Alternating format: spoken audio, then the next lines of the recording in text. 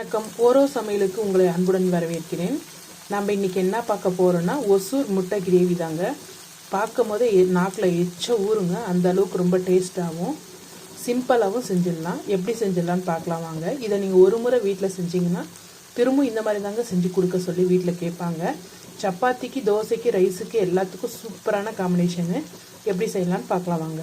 கொஞ்சம் இஞ்சி, பட்டை, கிராம்பு, மிளகு, பூண்டு, வெங்காயம் இதெல்லாம் கொரப்பாக தனியாக அரைச்சிக்கலாம்.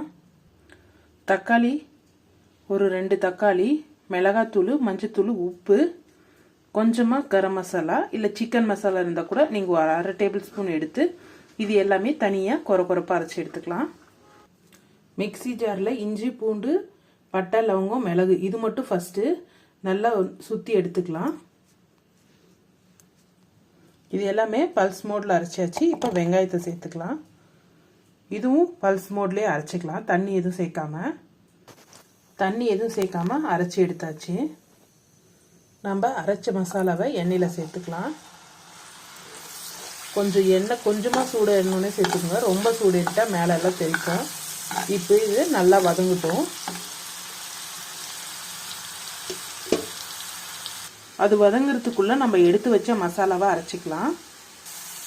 இப்போ இது நல்லா வதங்கிருச்சு, பச்சை வாசம் போயிடுச்சு. தண்ணி சேர்க்காம அரைச்சி வச்சிருக்கிறோம். இதையும் அதில் சேர்த்துக்கலாம். நம்ம அரைச்சி வச்சதை சேர்த்துக்கலாம். இப்போ தண்ணி சேர்க்காம இதுவும் 2 நிமிஷம் போல் வதக்கி எடுத்துக்கலாம்.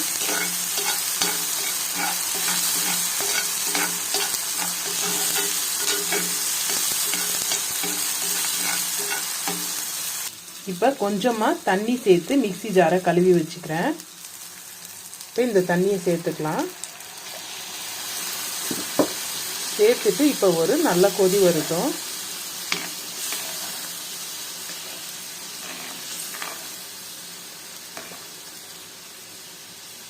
கொஞ்சம் திக்கான பதத்துக்கு வர்ற வரைக்கும் 2 நிமிஷம் போல் நல்லா தளன்னு கொதிக்கட்டும்.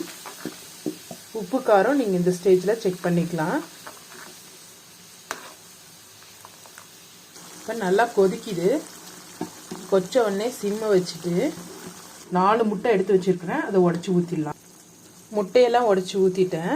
இப்போ கலக்காகாமல் மீடியம் ஃப்ளேமில் வச்சுட்டு 10 நிமிஷம் மூடி போட்டு வேக வச்சுக்கலாம். தட்டு போட்டு மூடி 10 நிமிஷம் இருக்கட்டும். போல் மீடியம் ஃப்ளேமில் வெந்துருச்சு. பாருங்கள் சூப்பராக வெந்திருக்கு. இப்போது அசாமல் நம்ம திருப்பி விட்டுக்கலாம். இப்போ ஹை ஃப்ளேமில் வச்சு 2 நிமிஷம் போல் நல்லா கொதிக்க வச்சுக்கலாம். கொஞ்சமாக கருவேப்பிலை தூவிக்கலாம். கொத்தமல்லி இருந்தால் கொத்தமல்லி கூட கடைசியாக தூவிக்கலாம். இப்போ உங்களுக்கு எவ்வளோ கிரேவி வேணுமோ அந்தளவு திக்னஸ் பார்த்து இறக்கிக்கலாம்.